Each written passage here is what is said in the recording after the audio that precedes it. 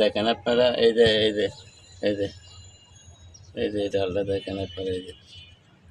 তো দয়া করে আমার চ্যানেলটা সাবস্ক্রাইব করেন এবং বেল আইকনটা বাজায় দেন, আমি যাতে এই ধরনের ভিডিওগুলো ছাড়ার সাথে সাথে আপনাদের হাতে পৌঁছায় যায়, আপনারাও দেখতে পারেন, শিখতে পারেন, জানতে পারেন।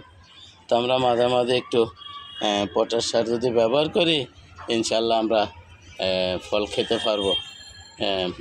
তরকারি যদি গাছে, তরকারি গাছে যেমন সিম গাছে যদি সিম খেতে পারবো, ফল গাছে দিলে ফল খেতে পারবো। তো দেখ, আলহামদুলিল্লাহ, আসলে আশা করি বিষয়টা বুঝতে পারছেন।